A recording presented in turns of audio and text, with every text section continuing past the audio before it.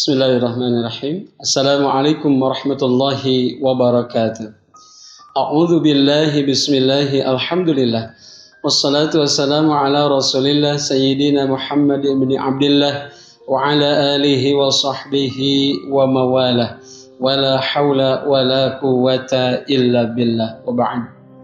Ma'asyiral muslimin wal muslimat, sahabat tabur cinta, tausiah bulan Ramadan, cerita ilmu tentang agama, SDN 3 Nagrak yang dimuliakan Allah Subhanahu wa taala.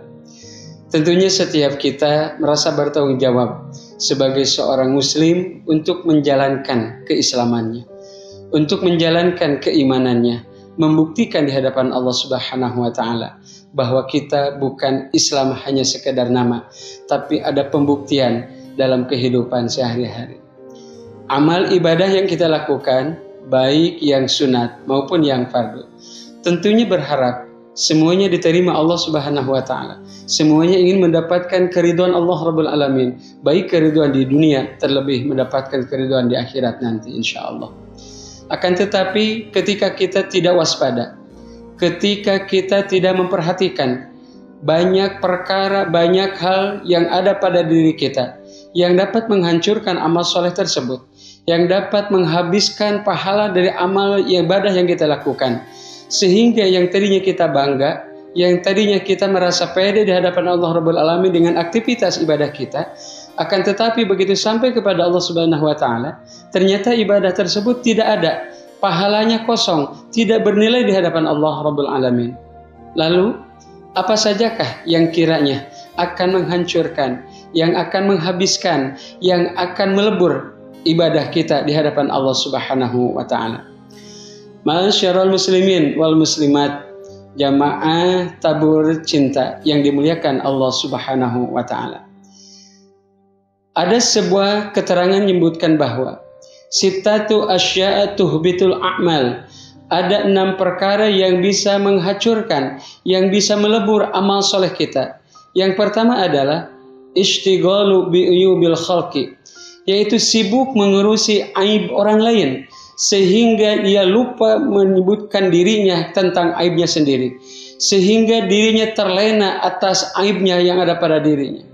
Dia sibuk memikirkan kekurangan, kejelekan orang lain tanpa bisa melihat dan memperhatikan kekurangannya sendiri, aibnya sendiri. Maka orang yang seperti ini sibuk mengurusi kekurangan orang lain tanpa ada i'tikad untuk amar ma'ruf nahi munkar, maka ia sudah terjerumus kepada penghancuran amal soleh yang ia lakukan sendiri. Lalu yang kedua adalah mereka yang akan binasa amal solehnya, yang akan habis, yang akan sirna amal solehnya di hadapan Allah Subhanahu wa taala, yang disebutkan dengan qillatul haya, yaitu sedikitnya rasa malu ataupun kurang rasa malu. Bukan tidak ada rasa malu karena bukan binatang, tapi berkurangnya rasa malu, sehingga ia tidak malu lagi untuk berbuat dosa, ia tidak malu lagi untuk melakukan maksiat, bahkan ia tidak malu lagi meninggalkan perintah Allah Subhanahu wa taala. Maka rasa malu yang seperti ini, rasa malu yang Allah Subhanahu wa taala menyebutkan, malu dalam berbuat kebaikan, tentunya malu yang tidak diharapkan. Akan tetapi malu dalam melakukan maksiat, malu meninggalkan kewajiban dari Allah Rabbul Alamin, itu bagian daripada iman. Insya Allah itu yang diridhoi Allah Subhanahu wa taala. Orang yang kurang rasa malunya, sedikit rasa malunya, akan menghancurkan amal solehnya perlahan tapi pasti. Lalu yang ketiga, mereka yang akan hancur amal ibadahnya, yang akan sia-sia amal ibadahnya, yaitu qaswatul qalbi, keras hati.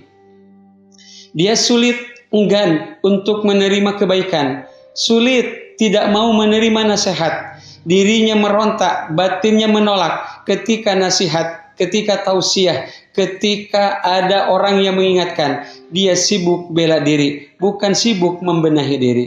Maka orang yang keras hati seperti ini, lambat laun amal ibadahnya akan sirna karena diperturutkannya hawa nafsu tersebut, yaitu hati yang keras menolak kebaikan dari manapun ia datangnya. Ia melupakan hakikatnya datangnya dari Allah Subhanahu wa taala.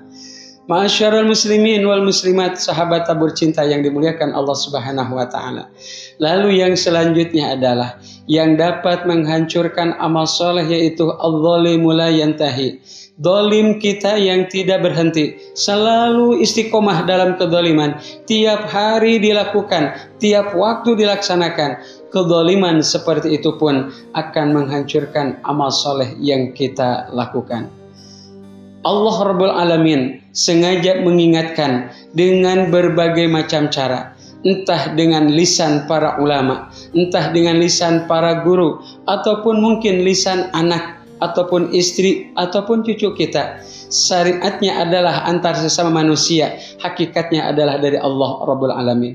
Maka berbahagialah ketika hatinya hidup, ketika akalnya hidup, menerima apa yang diingatkan oleh Allah Rabbul Alamin. Tentunya berharap diingatkan dengan cara baik-baik. Kita peka, kita menerima, dan langsung sadar diri atas semua khilaf yang kita lakukan. Mudah-mudahan amal ibadah kita terselamatkan dengan kita mawas diri, dengan kita introspeksi diri, dan rajin-rajin bermuhasabah insyaallah. Amin ya Allah ya Rabbal Alamin. Subhanakallahumma wa bihamdika asyhadu an la ilaha illa anta astaghfiruka wa atubu ilaik. Walhamdulillahi rabbil alamin. Assalamualaikum warahmatullahi wabarakatuh.